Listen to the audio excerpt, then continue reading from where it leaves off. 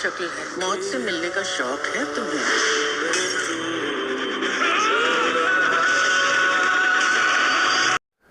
अस्सलाम वालेकुम नाज़रीन, आप देख रहे हैं ZH एंटरटेनमेंट। मैं हूं ज़हीर अहमद। आवारापन 2 का रिव्यू हाजिर है।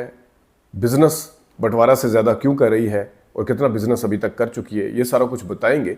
लेकिन इस पे जाने से पहले हम विश करना चाहते हैं अपनी माजी की और लेजेंड अदाकारा, खूबसूरत अदाकारा, और जिनके क्रेडिट के ऊपर बेतहाशा कामयाब फिल्में हैं।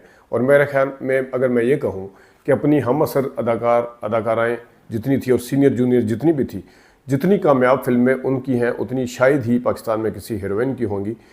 हमारा कहने का मतलब और जो इशारा है वो है शबनम साहिबा, हमारी ज़बरदस्त अदाकारा। आज 17 अगस्त उनकी आज सालगिरह है और हमारी बेस्ट विशेस हैं। हमारी उनसे बात भी हुई, उनका आने का प्लान भी है। खैर उन्होंने मुझे महीना तो बताया कि किस महीने में आना है, लेकिन अभी क्योंकि वो ख़बर या उनका जो प्रोसेस है वो इतना मैच्योर नहीं है कि मैं आपको भी बता सकूं।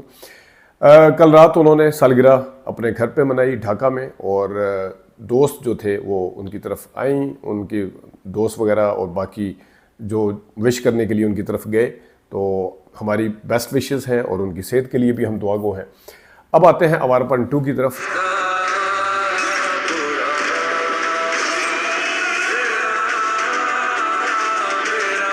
आवारापन 2 जो फिल्म जुमे वाले दिन रिलीज़ हुई और इसके साथ 14 अगस्त को और इसी दिन एक और फिल्म बंटवारा जिसका हम रिव्यू दे चुके हैं वो भी रिलीज़ हुई। बंटवारा का जो बिज़नेस है वो अभी तक 27-28 करोड़ का हुआ है, जबकि आवारापन 2 का सिर्फ इंडिया के अंदर बिज़नेस जो है वो 84 करोड़ का है, और पूरे जो वर्ल्ड वाइड बिज़नेस आप कहते हैं वो 120 करोड़ का हो चुका है। तो आवारापन 2 को एक फिल्म ऐसा कह सकते हैं कि ये भी एक इत्फाक कह सकते हैं या एक ऐसी फिल्म कह सकते हैं कि जिसका पहले वाला जो टाइटल था यानी आवारापन 2007, अगरचे उसके गाने बड़े मशहूर हुए थे, वो फिल्म को इतनी चली नहीं थी। तो उस फिल्म को 18 करोड़ में बनाया गया था, 12 करोड़ उसने कमाए थे सिर्फ। तो वो डिज़ास्टर कह सकते हैं। लेकिन इसके बावजूद भी एक ऐसे टाइटल के साथ फिल्म बनाना जो माजी में उसने खुद इतनी कामयाबियाँ ना समेटी हो बल्कि फ्लॉप हुई हो, तो ये भी एक काम है, ये भी एक रिस्क है। लेकिन बहरहाल देख लें कि जब अच्छा वक्त चलता है फिल्म इंडस्ट्री का, मैं अक्सर कहता भी हूँ, तो उस वक्त कोई भी फिल्म आती है तो वो हिट हो जाती है। आवारापन 2 कहानी के हिसाब से अगर मेरे से आप पूछें तो मैं एक लाइन में बता दूँ, कहीं कहीं इस तरह आपको फील आता है जिस तरह आप टेकन फिल्म देख रहे हैं या जिस तरह आप 6 बुलेट्स देख रहे हैं। फ़र्क सिर्फ ये है कि टेकन में और 6 बुलेट्स में जो हीरो थे वो उनकी सगी बेटी एक किडनैप होती है अपनी, इसमें अपनी बेटी नहीं है क्योंकि सीक्वल चलता हुआ आ रहा है पिछले वाले उसका, तो अपनी बेटी नहीं, उनको कब्रिस्तान में मिलती है। लेकिन ज़ाहिर है तो वो उनको बचाने के लिए फिर जाते हैं। तो वो उसी तरह क्लबों के अंदर जाना, उसको ट्रेस करना, फिर फाइट, फिर किस तरह मिलना, सारा कुछ। तो कहीं ना कोई सिमिलरिटी आपको कहानी के पॉइंट ऑफ व्यू से मिलती है। डायरेक्शन की अगर बात करें, डायरेक्शन में अगर मैं ये कहूँ कि इस फिल्म के अंदर कहानी पुरानी होने के बावजूद भी कुछ चीज़ें अच्छी हैं, नई हैं। सबसे पहले अगर मैं कास्ट की बात करूं तो इसमें दिशा पतानी, इमरान हाशमी, शबाना आज़मी और जिन्होंने ज़ोरावर का किरदार अदा किया है उनका जिक्र मैं लाजमी करूंगा। तो ये लोग उसमें इन्होंने लीड किरदार अदा किए हैं। तो डायरेक्शन के हिसाब से मैं बात कर रहा था कि डायरेक्शन में उन्होंने कई मामलात के अंदर सीन को नए तरीके से क्रिएट करने की कोशिश की है, और उसको सबसे पहले तो ये है कि विलन फैमिली को भी उन्होंने, जो विलन है उन्होंने फोकस किया है उसको कि उनके अंदर क्या चल रहा है आपस में। उमूमी तौर पे ये होता है जैसा 6 बुलेट या टेकन क्या है कि वो बस दूसरी पार्टी है, वो ठीक है जी, ह्यूमन ट्रैफिकिंग कह लें उसे, जिस भी तरीके से वो तावान के बदले लेके जाते हैं, जो भी ब्लैकमेल करने के लिए।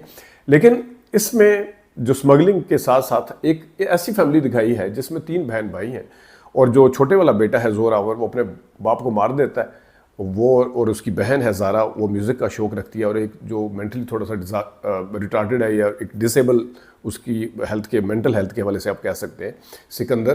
तो ये है इसकी फैमिली के हवाले से भी थोड़ा दिखाया गया है उसको। और उसके अंदर कुछ सीन जो हैं वो अच्छे क्रिएट किए गए हैं। लोकेशंस बहुत अच्छी हैं, ख़ासतौर पे शुरू में जो पानी के बीच बीच में और चलते हुए जा रहे हैं, जब वो कब्रिस्तान से निकल के जाता है वो बच्ची को उठा के, उसके बाद फिर जब वो उसको हैंड ओवर कर देता है, फिर भी उसकी जो है, फिर बैंकॉक के अंदर तो जो कुछ दिखाया है सारा कुछ वो है।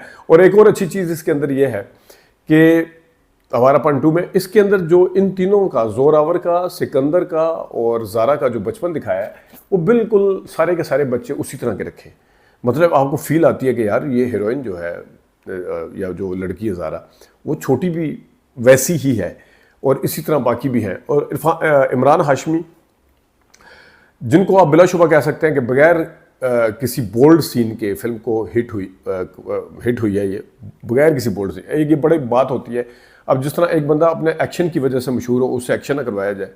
कोई बंदा अपनी डायलॉग डिलीवरी की, जिस तरह अमिताभ साहब या दिलीप कुमार साहब थे, अपनी डायलॉग बोलने की वजह से मशहूर है, उनसे डायलॉग ना बुलवाया जाए बल्कि उनको गूंगा ही पेश कर दिया जाए। तो कोई अपनी फाइट की एक्शन सीक्वेंस, जिस तरह सनी देओल साहब हैं, वो उसकी वजह से मशहूर हों, तो या रोमांस में आप कह लें कि राजेश खन्ना, तो उनसे वो काम ही न करवाया जाए बल्कि उसको एक नए उसमें लेके आया जाए, तो ये भी एक है। तो उनका गेटअप बड़ा अच्छा है। कहीं मुझे तो वैसे वो ग्लैडिएटर वाले रसल क्रो भी लगते हैं, उनकी कहीं कुछ चीज़ मिलती है फीचर, मैं ये नहीं कहता कि पूरे के पूरे मिलते हैं।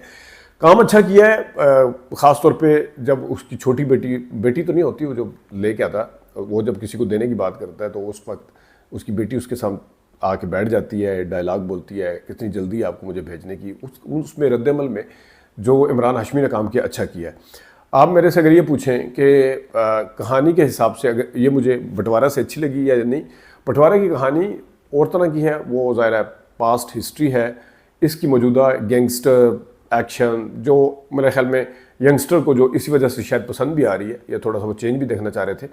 सवाल अब ये पैदा हो रहा है कि जब धुरंधर कामयाब हो सकती है, जब बॉर्डर 2 कामयाब हो सकती है, तो फिर ये वाली फिल्म क्यों कामयाब नहीं हुई उस तरह से।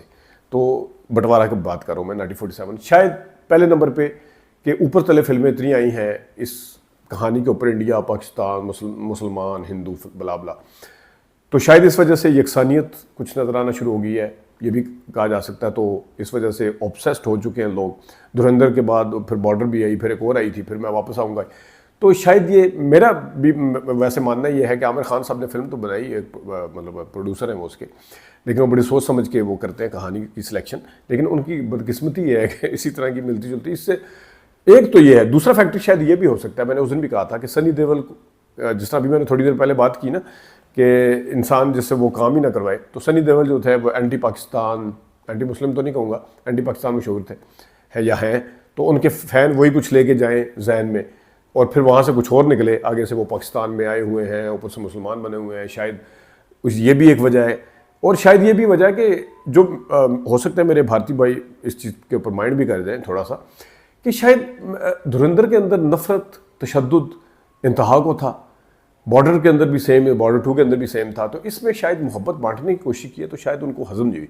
लेकिन मेरे मानने में ये आखिरी रीज़न है, मेरे पहली रीज़न जो है वो यही है कि सारे शायद बोर हो चुके हैं ऊपर तले इस तरह की फिल्में देख के। तो ये है आवारापन 2, ठीक है, देख सकते हैं, गुजारेबल फिल्म है, लेकिन मुझे असल में जो मुझे बंटवारा वैसे बाय द वे ज़्यादा अच्छी लगी। इजाज़त दीजिए, अल्लाह हाफ़िज़।